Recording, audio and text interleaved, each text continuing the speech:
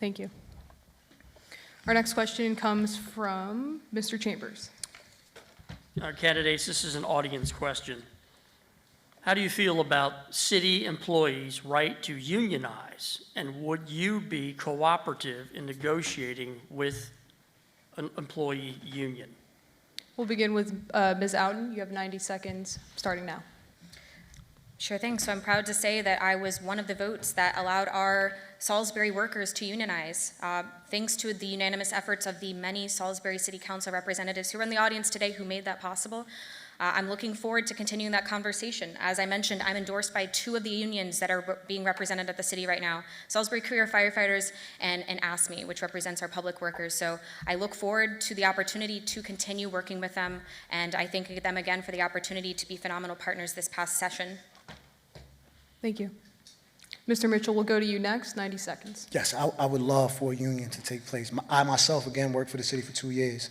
Kevin Lindsay, who's my campaign manager, was also my boss, and I've seen the experience of him going through some things that if we were unionized, we wouldn't have went through those things. I was actually illegally put on 45-day probation, so I couldn't apply for Kevin's position, and Kevin Lindsay was illegally fired. A lot of people don't know the story, and I can't wait till we're able to tell it. But if a union was in place at that time, HR would have took us a lot more serious with our union rep being present. Our paperwork wasn't even looked at. And then that person who was in charge of our HR at that time was allowed to retire and work in another area. So again, I would definitely fight for union, because if we had a union during that process for city workers, we wouldn't have experienced some of those things that we experienced, especially Mr. Lindsay fighting hard for me, especially some of the things that he went through during that process. So yes. Thank you. Mr. Taylor, 90 seconds. Yeah, I think that a city our size probably makes some sense to have an independent negotiation entity rather than the old days of management and staff. But that brings a point up I want to make. I think Jermichael and I have run a very positive campaign. We've not said anything negative about Megan, but I have recently been receiving emails from this Lower Shore progressive group that people are telling me, and I'm really saying bad things that are untrue about me, about unions, about the fact that I'm a slumlord. And I told my neighbor who lives next to one of my buildings, I said, if you're a slumlord, we need more of you. So I would just like take this opportunity to ask Megan and her campaign for both Jermichael's and myself to, first of all, I think, stop doing that are absolutely untrue, and offer maybe an apology in the form of the same email that you've been sending out. So, sorry. I think the question was more so about unionizing with the city. That was my point. My point was that she's telling me that. I would like a chance to rebuttal that if that's possible. Oh, okay, that's fine. I'm just saying that she's saying that I'm anti-union, and I'm just saying it would be my preference, just like Jermichael was saying. I will say right now that I am not the Lower Shore Progressive Caucus. Well, that is all I'll say right now. I'm not the Lower Shore Progressive Caucus. Right. Nothing has come from my campaign. I have approached this campaign with respect and decorum. Not great. I have no authority over the organizations that exist in this city. Let me just say it this way. You've given to their campaign. I've got your contributions. And secondly, they sent out a mailing on your behalf. All I'm saying is, I don't think we're making this up. I mean, this is so Jermichael and I just are saying, and we've talked before the debate today. All I'm saying is, let's just be more civil, and let's, stand in the land of the truth. So, how do you feel about city employees unionizing? Yeah, no, that's what I just said. I said I was in favor of union, of a city our size, but while we're on the topic, that's what I'm saying. Let's stop doing that. Let's stop saying things. I just did. I said a city our size should have a union and not directly. So I answered 3 times, I think, but all I'm saying is let's just stop spreading negative rumors about people that are untrue. Baseless. That's all I'm saying. I don't think it's unreasonable. Okay. All right. So I believe, Mr. Chambers, you asked that, or Dr. Next question comes from Mr. Chambers, or Dr. Bolton. How do you intend to strengthen the relationship with Salisbury University and the Salisbury community? All right, we will start with Mr. Mitchell, 90 seconds. I truly believe that in order to strengthen it, it has to be more than just buildings downtown. I think you have to get on campus, you have to start working, you have to attend groups and meet with different people from the campus and also the administration here to strengthen that relationship. But I truly believe that we can buy in and get those people on campus to start volunteering more in our community centers, start working in our programmings. When we were working with the city of Salisbury, we had tons of program ideas at the time with tons of SU students. We actually worked with PACE and a few other of these groups here to do great programming at Newton Street. I don't know how that fell through or if it fell through, but the game plan was to actually partner with Salisbury University for the Newton Street because tons of youth in that area could utilize mentors from students who lived in that area as well. So that's how we would strengthen it. We would try to continue to do partnerships and make sure that the students from here were working with us in the community, especially with our youth. Thank you. Ms. Outen, 90 seconds. Thank you. So obviously the relationship between Salisbury University and Salisbury City is immensely important. It represents a large faction of our employees actually here in the city. As a member of Town Gown, I'm actually already fairly engaged with our Salisbury University representatives, and I want to continue nurturing that, obviously, with those conversations. I think there are a number of avenues for us to make sure that the students feel a little bit more involved and brought into the folds of our local city government. I feel in recent years there's been a definite disconnect between the university and the city, and so I'm hoping to really bring that closer in coming years. You have a minute left. You say you've noticed a disconnect between the city and the university. Can you give an example? Yeah, I just think that's a byproduct of COVID, you know. The actual gap of them physically not being here really left them disconnected. I know talking to some of the students, a number of the organizations that used to volunteer their time in the city have just disbanded or fallen apart, and they're really struggling to really reinvigorate those clubs again. So making sure that we as local citizens can find avenues to partner with them. I know these students want to get involved, just giving that outreach and being a little bit more proactive in how we engage with them. Thank you. Mr. Taylor, 90 seconds. Yeah, the university is a huge asset to the community, and I think to whatever extent we can partner, assist, mobilize, and coordinate with them to do whatever they want to do, and we can assist in any way, that's great. And I don't really have a big platform on that subject, but. Okay. I'll ask the same question. Can you give some more specific example? You still have about a minute left. I'm just saying, I mean, the university is a great asset to the community, period, new paragraph. I'm glad to see they're downtown. You know, I think that now that the Ross is downtown, we're moving more kids downtown, that's a terrific thing. So, but I mean, I think we'd be silly not to embrace them in any way, at any level, if we can support them. Thank you. Our next question comes from Mr. Dunn. Also an audience question. Bike lanes and the networks and greenways they are part of contribute to an increase in property values. They also contribute to pedestrian safety and greater traffic efficiency. What will you do as mayor to ensure that pedestrian safety and efficient flow of traffic are maximized? Mr. Taylor, we'll start with you, 90 seconds. Yeah, you know, the bike lanes have been a huge conversation piece as I've moved around talking to people inside the city. You know, I think everybody would be in favor, or would favor to have bike-friendly, pedestrian-friendly city. I think to a large degree, we have that. I think where we went a little bit overboard is we poured in the infrastructure that created, you know, sort of difficulty for the driving public. And that's challenging. Challenging for a town this size. I mean, if you're in an urban market, yeah, you've got a lot more bicyclists and a lot of people trying to move around pedestrian-wise because they're having to. They're parking garages, or they live in town, they live near the city and urban centers. But I think we were trying to solve problems that we don't necessarily have and ignoring ones that we do. And that's, I think, where most people are on this topic. No one's saying they don't want it to be pedestrian-friendly. No one's saying they don't want bicycle friendliness. But we also want to maintain some modicum of balance between the two. I think somebody did an informal GoPro study where they studied the bicycle lanes in 7 days and found 9 riders, and some of those were duplicates. So that's a little bit challenging in terms of impact it's having on the community. Thank you. Go to Mr. Mitchell. You may start now. Of course, the bike lanes have always been an issue for some. I just believe they're underutilized. I truly believe we need to stop and look at where they already are before we move forward with doing more.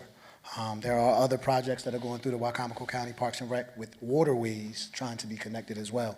So maybe we can look into that. But I just truly feel like we need to get back. There was an organization before, again, when we worked for the city of Salisbury, who were going around taking bikes, putting them together and utilizing a riding group. They were trying to start a riding group once a month to utilize the bike lanes. I just truly feel like we need to start or empower someone from our community who is a cyclist to find other cyclists to do monthly rides, even if that's a ride with the mayor or a ride with the council, whatever that may look like. The bike lanes aren't going anywhere. We spent tons of money on bike lanes. Not gonna go back and erase all the bike lanes. It's just not gonna happen. So what we need to do is utilize the bike lanes that we do have in existence, form some sort of group or empower someone that's here, help them with the extra bicycles that's in the community, and move forward just utilizing what we have, and then go back and restudy whether we should continue making new ones or not. Thank you. Ms. Houghton, 90 seconds. You may start. Sure thing. So I think the question was about policy and pedestrian safety, correct? So at the city, we've already implemented Vision Zero, which has been a phenomenal incentive here that addresses pedestrian safety and making sure that we're prioritizing that in a lot of our infrastructure here in the city. Salisbury was the first to implement it, and since then, Maryland has actually adopted our policies at a statewide level, which is phenomenal. It shows that Salisbury is leading the charge when it comes to making our streets not only safe, but multi-serving. We talked about bike lanes. 1 in 5 Salisbury residents don't have a car. Those bike lanes serve a valuable purpose. It's just making sure that those bike lanes are in the neighborhoods where we absolutely need that transportation to happen. That's what I want, that when we talk about infrastructure reflecting the greater need of the community, making sure those bike lanes are in the communities where they're needed to make sure that we have residents who have opportunities to get to their jobs and have an opportunity to get out and enjoy Salisbury. So I would love to see those bike lanes continue, making sure that they're flourishing, but making sure that they're being done in a way that reflects the greater need of the broader community. Thank you. Our next question comes from Mr. Chambers. So you all have identified Salisbury's housing challenges, from homelessness to the emergence of more rehabilitation homes to affordable housing. So tell us specifically, how will you attract home builders to build new neighborhoods in Salisbury? All right, we'll begin with Ms. Houghton, 90 seconds. Begin now. Sure thing. So we're already doing that here at Salisbury. For incentives that I've been immensely an advocate for, we have Here's Home and our Horizon programs, which develop affordable housing opportunities here in the city. I want to make sure that those incentives continue to happen, because as we're talking about a housing crisis, we're talking about the development that's going to be needed to bring that housing to our residents. That type of development only comes with a certain level of incentives for these developers to want to come down into our communities. We want to see those developments thrive, because that means our residents get to have affordable housing. They get to continue to call Salisbury the home that we all love.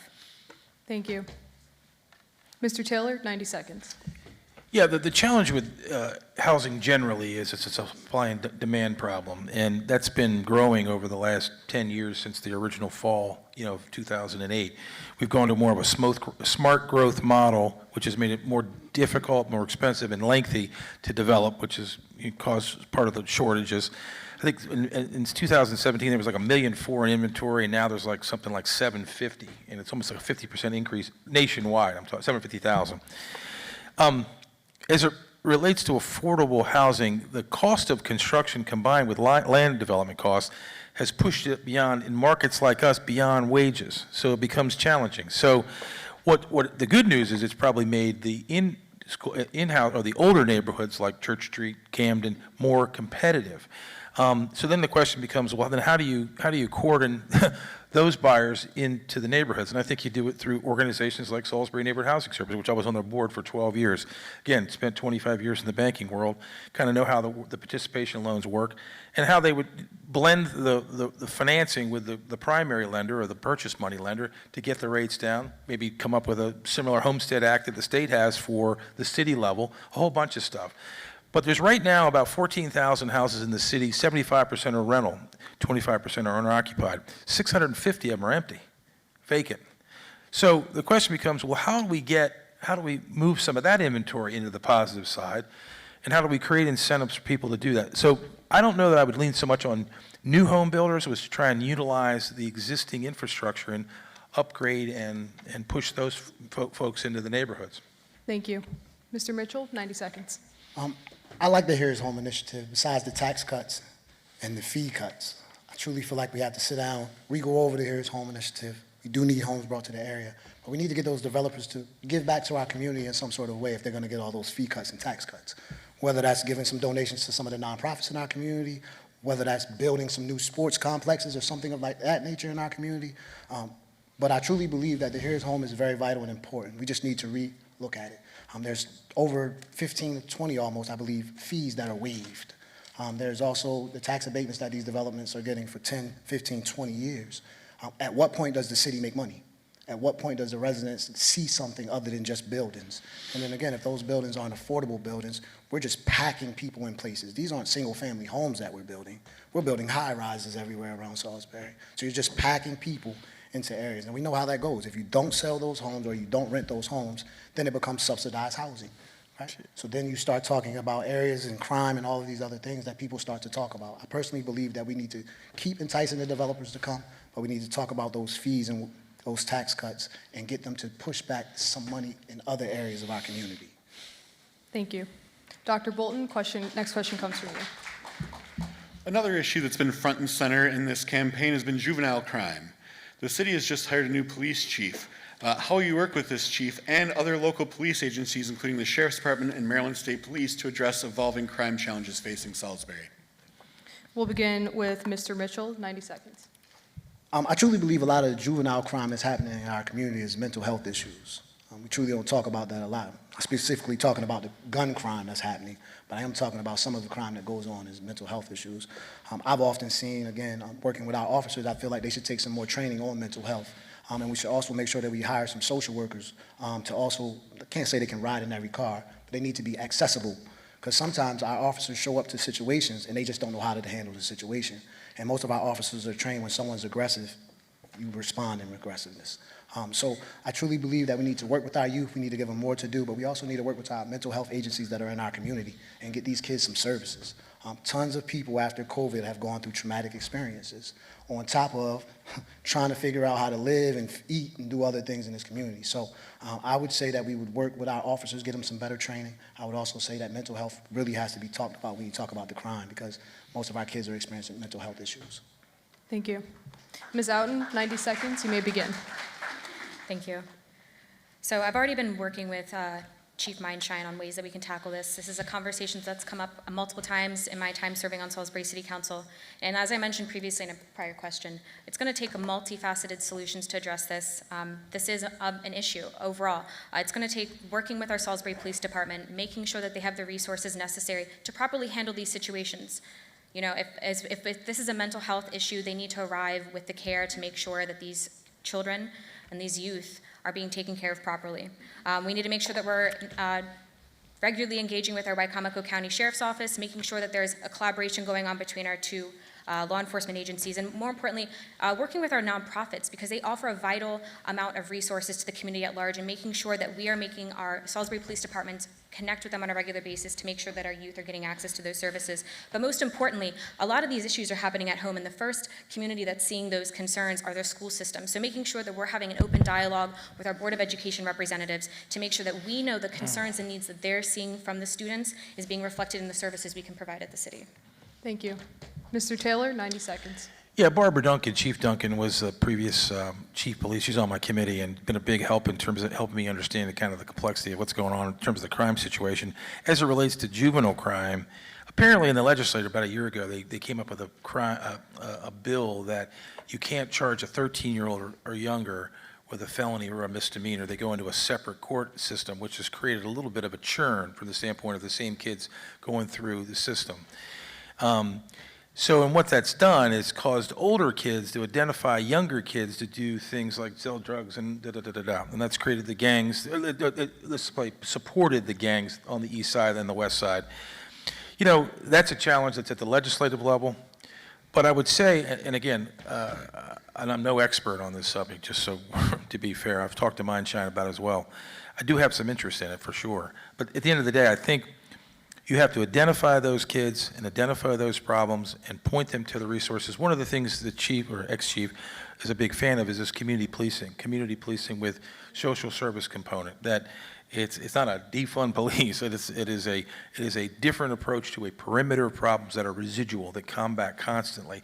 So it's a way of targeting crime in a different way, free up officers to deal with more serious things, and let the social service yet police matter get managed as well. So I think that's a really enlightened way of approaching it. And of course, you know, every kid didn't come from a house like mine. So I know that kids are at risk, and And to the extent that we have identified them, we need to pour whatever resources we can to try and get them back from the edge, so.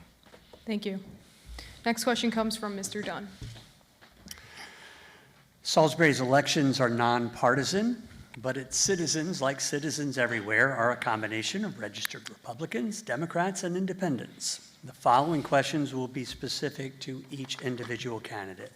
Ms. Alton, you are to some degree aligned with the Lower Shore Progressive Caucus, as mentioned. As mayor, how will that alignment influence how you govern? Sure thing. So I may be endorsed by the Lower Shore Progressive Caucus, but I have approached my candidacy and my time on the city council in a very nonpartisan fashion, because as we mentioned, the city is a nonpartisan race, and when we are there as representatives, we're there to represent every single resident, regardless of party affiliation. I have continued to stay engaged with everyone across the aisle. For those of you who don't know me, I actually come from an entirely Republican family. I like to make that joke often. I'm the lonesome Democrat that came from that family. So those types of dialogues I'm comfortable with and I'm immensely used to. I strongly encourage them because we need those types of dialogues to happen. But more importantly, I'm endorsed by bipartisan candidates from across the aisle. I have the support of both the left and the right, because in reality, at the end of the day, when it comes to local elections, what we do at the municipal level, party doesn't matter. Policy does, and making sure that we're representing our constituents to our fullest ability.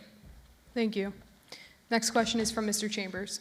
Mr. Taylor, your Facebook page has posts from November and December of 2020 and from January of 2021 that ardently support the conspiracies that President Joe Biden and the Democrats stole the 2020 election.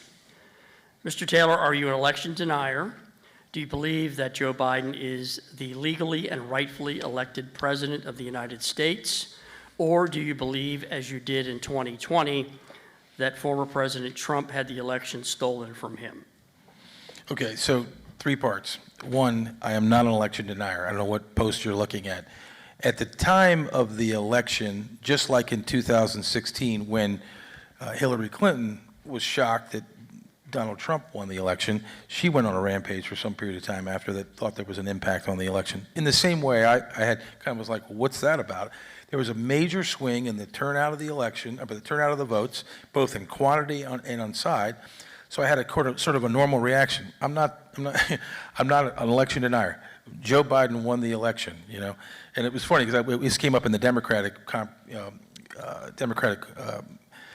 forum as well, and some guy asked me as I was walking out the room and said, "Who won the 2020 election?" I said, "Which election?" There was a bunch of them. You know, it's like this whole idea that, you know, they're going to try and get me. Like, listen, I question election just like everybody's questioned elections for 8 decades. So, you know, it is what it is. But I'm not an election denier, just so we're clear. Thank you. And the next question comes from Dr. Bolden. Mr. Mitchell, you operate a number of nonprofit organizations. Could you please explain the focus of those organizations and what, if any, contracts they have with the city of Salisbury, and would those contracts continue if elected mayor? I have no current contracts with the city of Salisbury. One of the issues when I started working for the city was that I had to relinquish my dealings with those nonprofit organizations. So most of those organizations started being ran by other people. I currently work for a nonprofit called Mayoral Dream Alliance, and we work in 6 of 9 counties. I'm the director of a program in Cambridge, Dorchester County, but we also have the same program in Kent County, in Caroline County, and in Worcester County, which is an adolescent substance abuse prevention program called Club Fear, Face Everything and Rise. I've been working with kids all my life. Since I have been a child, I've been working with kids, whether it be coaching or whether it be in the nonprofit sector. But I love my work. I love what I do. I truly believe the kids are our future. And that's why I've continued to do this work up until my age of now, 39. I've been working with kids for over 20 plus years, and I just love my work. None of my nonprofits are not in vain or any of these other things that people have said. All my nonprofits that I am currently running are in great standing, but I work for several nonprofits. And what I think the misconception is I've had tons of nonprofits that I've been a part of over the years, and people think that I run all of those because sometimes I'm the face or you see me everywhere, and I get that. But at the same time, I don't run all the nonprofits that I'm a part of. I definitely promote and do a great job of that on social media, but I don't run all of them. Thank you. Next question will come from Mr. Dunn. Again, an audience question. As mayor, how would you implement diversity, equity, and inclusivity into the city as mayor? We'll start with Ms. Outen, 90 seconds. Sure thing, thank you. So this is a topic of conversations that's come up often. Statistically, the city of Salisbury doesn't have a single department head of color. And to me, that doesn't reflect the diversity that we see at the city when it comes to our residents. And something that I'm hoping to be able to change if elected to mayor. Something that I'd love to see implemented to make sure that that happens is making sure that we're providing workforce development trackways for our workers. We often talk about the hidden barriers that exist for a lot of our residents and making sure that we remove those barriers by providing those pathways for those workers, making sure that they can get the certifications that they need to become those department heads. We have so many phenomenal leaders that already exist here at the city. We want to make sure that we're going to be moving that talent up and making sure that our city department heads and city overall, the workers, better reflect the diversity of the city of Salisbury as a whole. Thank you. Mr. Taylor, 90 seconds. Yeah, I meant to check to see how far off the bar the mix of employees, not just department heads, reflect the population of the city, but I don't know if they've got that data or what, but it is shocking to me that we don't have more people of color or ethnicity that run departments. At the same time, as I've lived here for 30-some years, there are people that tend to get in those roles and stay for 45 and a half years, so there's probably not a lot of turnover in that regard. At the end of the day, I'm not sure, you know, what is causing that. But even the most recent hire, I don't know, we had a new director of neighborhood services. So I don't know what the pool looked like, but here's what I'd say. Definitely in favor of equity and inclusion. At the end of the day, not at the expense of quality of candidate or services. Thank you. Mr. Mitchell, 90 seconds. Just during COVID, we started putting things in multiple languages when we put it out. Before COVID, often the city and other officials would put out things just in English. And that's hard for other people to apply for a job when they can't read the literature, maybe even. Working for housing and community development, I also saw that people would come to our front desk and they would often have language barriers where more people who look like them needed to be hired just to communicate. So I truly believe the communication is key and vital in order to hire people from other backgrounds. You have to be able to speak with them first in order for you to entice them to come to your jobs. I think we're doing a better job now as we're rolling things out in Creole and in French and in Spanish and those different languages. But you have to build that relationship with those communities as well, right? A lot of times in the communities that I've spoken with, it's often that we only come to them when it's voting time. We don't come to them when it's hiring time. We don't come to them when it's time for us. It's only voting time. So we have to do a better job of making sure that when we're hiring, I personally don't see the hiring myself, but when we're hiring, make sure we put it in different languages and getting it to the right communities in all facets. We can't just think we can put something on a city page and people are going to be on the internet looking for it. It doesn't happen that way often. We have to promote it in different avenues, get back to putting it in the paper, get back to putting it in different other media sources. But we can't just put it on Facebook or social media and think that people are going to see it and apply for the jobs. Thank you. So we are approaching our last few questions for the evening. I think we might have picked them already, but if you have questions you want to get up to the panelists, now's your last call to do it. So our next question is going to come from Mr. Chambers. Yes, all three candidates. What are your thoughts on the Arts, Business, and Culture Department? This is an audience question. And what is your opinion on the role that the arts and entertainment can serve in Salisbury? We'll begin with Mr. Taylor, 90 seconds. Yeah, I mean, again, I've been downtown for 25 years, owned a building downtown. My ex-wife and had a business down there for years and years, and we had, I think one of the iterations of the arts and entertainment, I can't remember the name of it, with the Salisbury something, Urban Salisbury. Anyway, Bob Rothamel, who just ran the Maryland Folk Festival, is a really good friend of mine and of my brother's. And we talked at length over the week, and I would like to see much more of like a Berlin approach to the downtown as it relates to the arts and entertainment district, where it's soup to nuts, spring to fall, bunch of smaller events that are quality. And it will cost some money to do that, to support that, but we'd be supporting the restaurants, we'd be supporting the residential that's down there. And I think that we need to be a place just like Berlin, where there's a regular calendar of events, and on pretty much every Friday and Saturday night or Thursday night, there's something going on. doesn't have to be huge, but it has to be meaningful. It has to be entertaining. It has to be creative. And I think we've got a talented group of people that are in that group right now, as I've understood from Bob. He was very, he was a fan of them, as other people have said.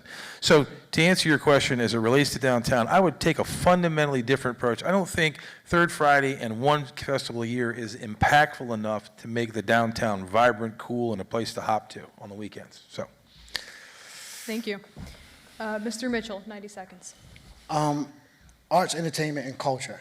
Maybe it just became culture because often it wasn't culture. For the years that we worked downtown, it was just art and entertainment. Culture means representation of all people from your community. And I would say it's often that there's not enough festival. Haitian Flag Day isn't enough just to represent the Haitian community. The Spanish Festival downtown isn't enough just to represent the Spanish community. We have to make sure that we open it up and it's easy accessible, right? A lot of times it's the hurdles getting access to spaces downtown. So a lot of times people who want to do great events don't have the access to those events. So the culture piece would be big for me. I truly believe that we have to make sure we're opening it up to all cultures from our community to do small events or large events and hosting them downtown. I love eating different foods. We've never had a food truck event here where there's cultures of all foods coming to the area. Our music festivals are great, but the one a year, there's tons of Fridays, there's tons of Saturdays. They used to do a second Saturday or something, or the first Saturday or something like that, where it just expressed art and had people downtown with different arts. But I truly believe that we could get creative working with organizations in our community and cultures in our community to make sure that we have different fun learning events in our downtown area to grow. Thank you. And Ms. Outen, 90 seconds. Thank you. So I love what our arts business and culture department does on a daily basis. I think we have found a way to make so many phenomenal impacts in our community at large, but I'd love to raise that bar. So downtown kept getting brought up a lot, and really what I'd like to see is that those events to expand beyond downtown. I've talked about this before. Downtown has received so much love and attention, and I know so many beautiful neighborhoods in this city that are deserving of that same level of love. I would love to see an event be held at the Doverdale Park. I'd love for our Newton Community Center to have a small event. I'd love to find ways to expand these. And small businesses, small events and large events, absolutely, but find ways to spread that around the city at large, especially when we're talking about, bringing culture into the city and making sure that we're engaging with all of our minority voices, making those events happen in their own backyard instead of making them come to downtown. I want these events to actually truly reflect the community at large, and that's going to happen if we bring these events right into their neighborhood. Thank you. Next question comes from Dr. Bolton. So I want you in your own words to give us a mission statement for the city of Salisbury if you are elected mayor. That's a good question. All right, let's start with Ms. Outen, 90 seconds. I'll keep it really simple. I'm sorry, not 90 seconds, but a mission statement. We're going to keep Salisbury moving forward, point blank. I mean, I can elaborate on that, but we need a leader in this city that's going to be providing opportunities for our businesses, housing for our families, and an opportunity for our youth to flourish. So that's how we keep Salisbury moving forward. Thank you. Mr. Mitchell, 90 seconds. Yeah, mine is true inclusion, leaving no one. Truly believe that we have never left anyone in our community. We've always been boots to the ground, and we truly believe moving forward we continue to beautify our community, we continue to grow downtown, but we get back to our neighborhoods. We truly get back to the people who matter and start listening to those people. Thank you. Mr. Taylor? I would just say an affordable place for people to live, raise their families, and live their lives. All right, thank you. Next question comes from Mr. Dunn. Again, an audience question. So we know that the mayor's job is not technically full-time, but we know that the mayor has many responsibilities and tasks, obviously. How will you prioritize and adjust your current work life to efficiently act as the mayor? We'll start with Mr. Mitchell, 90 seconds. I plan my life out as it is already to get everything done that I do. I know people know I do multiple things, but I make sure I plan my life out. My job is currently allowing me to continue to do my job just on a part-time basis, so I'll be moving all of those things to make sure that I continue my schedule. But just like our previous mayor who was able to still continue to serve our country and leave for a year, we're going to continue to do the things that we do in our community, and we're not going to stop. We're going to continue to get to our neighborhoods. We're going to continue to have our leagues. We're going to continue to make sure we're doing our giveaways and our feeding the homeless. We're going to continue to do things just at an amplified rate now. Being the mayor of the city, that just gives us a bigger platform to do the things that we've been doing for over 20 years. Thank you. Mr. Taylor, 90 seconds. Yeah, for what I do, I do restoration of houses. We already had that conversation as to how we might downsize things. I think what I do is very valuable to the city, and I'd like to continue on that path. It certainly is my passion. So I would roll up my sleeves, run the city full-time, and figure out a way to either wrap up my projects, reduce the number of projects we're working on, and go from there. So. Thank you. Ms. Outen, 90 seconds. So I've already had this conversation with my employer. I will be fully stepping down if I were to come on as mayor full-time. I think that this is a role that requires the full-time attention. Having seen firsthand just what our Mayor Heath does on a daily basis, this absolutely requires a constant thread of attention. Our residents deserve that, so I will be giving the city my 100% full attention on this, and I'll be stepping down for my job the week after. Thank you. All right, so I think we are going to go to closing statements now. As a reminder, each of you has 1 minute. That 1 minute is going to go by faster than you think. So we just wanted to let you all know about that. So we'll start with Mr. Taylor. 1 minute. You may begin now. Yeah, I think that the Q&A kind of gave you a little bit of a cross-section of what each of us believe and our levels of experience in that process. You know, I am running for mayor because I love Salisbury and because I think I have a particular set of skills which I think I can help guide it at this time, as I said earlier. I didn't come to this because I wanted to be a politician. I didn't come here because I wanted to be in charge. I don't have any aspirations beyond this position. But I love this community. I love the neighborhoods. I love the downtown. And what I've seen has really, really upset me, And I've just basically dislocated what I'm passionate about because to run for this position. And I'm doing it, well, I like to think for my neighbors. So to that extent, I'm not a politician. I don't speak in platitudes. I'm going to tell you the truth the first time, all the time. Transparency and progress is where I'm headed with this administration. And I want to be a very transparent, very committed, but creative and visionary mayor. So I ask for your vote November the 7th. Randy Taylor. Here we go. Thank you. All right. We're going to go to Ms. Outen next. You have 1 minute. You may begin. Thank you. First, I want to thank my two parents for coming out here tonight. They've shown me an immense amount of love and support and grace for these last 2 months as I've decided to run for mayor, so thank you. I want to thank Greater Salisbury Committee, PACE, Chamber of Commerce for this opportunity. This is a great format for you all to get not only connected with the people who are asking you to vote for them, but a great opportunity for us to share ideas for how we can better the community at large. Look, I love this city. I was born here. I was raised here. And it's because of the progress that we've made that I had the luxury of being able to call Salisbury my home still today. And I want future generations to have that opportunity to be able to call Salisbury home. So I'm here because we need leadership that has the experience and the energy to keep the city moving forward.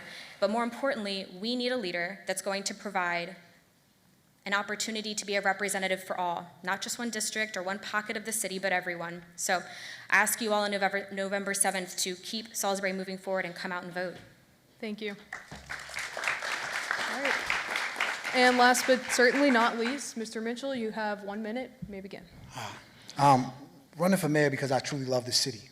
Growing up here, I've always thought it was a beautiful city, and we've gone from a rural city to a small urban city. I've seen the growth, and I love the growth. I truly believe, and I would say, my disclaimer, as I always say early on, great candidates up here. If I'm not your candidate, I encourage you to still make sure you go vote. Use your voice, use your power, because voting is vital and important. But if we win on November the 7th, it's very vital and important that you understand we aren't against anyone up here. We truly believe working with these people would be vital and important for the city. It would be vital and important with their information. Mr. Taylor has tons of financial information that could definitely be utilized and helped. Ms. Outen has tons of great ideas that also could be utilized in our city administrative positions. We truly believe that we could still work with these people when we win. We encourage you November 7th to go out. You've heard our stories, you've heard our visions. Please use your voice, please use your vote. Thank you. Thank you. All right, so we heard a lot from our candidates tonight, a lot of really valuable and interesting thoughts and opinions. So as we've heard from each of the three candidates, please go out and vote on November 7th. It's really important for our city and us as a community, too. Beyond that, I just want to thank each of the three candidates again. I want to thank our panelists again, thank Salisbury University for hosting us, and thank you to everyone for attending tonight. I hope you all have a wonderful night.